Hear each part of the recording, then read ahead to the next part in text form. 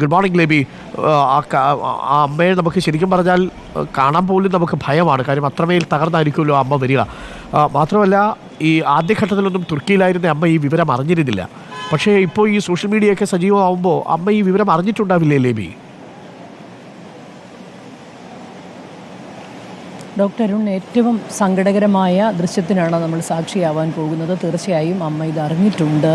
ആദ്യമൊക്കെ അറിയിക്കാൻ വീട്ടുകാർ മടിച്ചതാണ്, പിന്നീട് ഇത് അറിഞ്ഞിട്ടുണ്ട്. ഈ ദുഃഖഭാരവുമായി വന്നിറങ്ങുന്ന അമ്മയെ ചേർത്ത് വിടുത്ത് സാന്ത്വനിപ്പിക്കാനായി ഈ മിഥുൻ്റെ ഏക സഹോദരൻ 11 വയസ്സുകാരൻ സുബിൻ അടക്കമുള്ളവർ ഇവിടെ കാത്തു നിൽക്കുന്നുണ്ട് എന്നുള്ളതാണ് ഇതിലേറ്റവും സങ്കടകരമായ ഒരു കാര്യം. ഇവർ 7 പേര് രാവിലെ 7:30 തന്നെ ഇങ്ങോട്ട് എത്തിയിരുന്നു.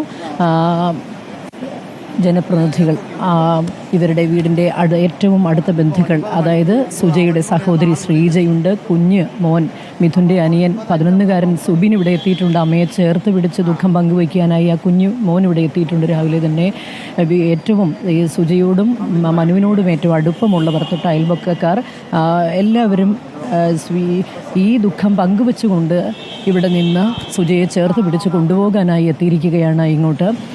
രാവിലെ 7:30 തന്നെ ഇവരിവിടെ എത്തിയിരുന്നു.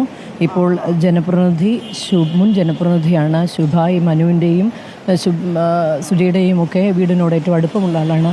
നിങ്ങൾ രാവിലെ തന്നെ എത്തിയിരുന്നു അല്ലേ? രാവിലെ എത്തി. ഈ വിവരം എപ്പോഴാണ് സുജയോട് പറയാൻ പറ്റിയത്?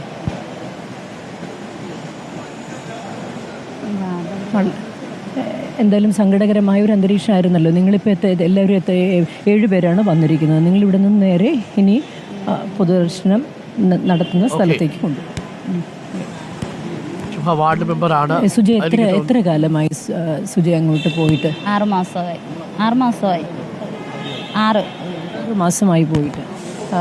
ഡോക്ടർ അരുൺ, 6 മാസമേ ആയുള്ളൂ കുവൈറ്റിലേക്ക് പോയിട്ട്. അതിനു മുൻപ് തൊഴിലുറപ്പ് ജോലിയാണ് സുജ ചെയ്തുകൊണ്ടിരുന്നത്. സുജയാണ് ആ വീടിൻ്റെ ഏക അത്താണി എന്ന് പറയാൻ സാധിക്കും. ഭർത്താവും മനുവിനെ മേസ്തിരി പണിയാണെങ്കിൽ ഇവിടേക്ക് മാത്രമാണ് ജോലി കിട്ടിയിരുന്നത്. അതുകൊണ്ട് 2 മക്കളെയും ഈ കുടുംബത്തെയും പോറ്റിയിരുന്നത് സുജയാണ്. സുജയുടെ വരുമാനം കൊണ്ടാണ് ജീവിച്ചിരുന്നത്.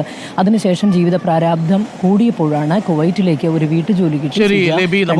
വന്നിറങ്ങുന്നത് വല്ലാത്ത സങ്കട കടലിലേക്കാണ് എന്നുള്ള കാര്യത്തിൽ സംശയമൊന്നുമില്ലല്ലോ. അത് ഊഹിക്കുമ്പോൾ തന്നെ നമുക്കൊരു നെഞ്ച് പിടയുന്നുണ്ട്.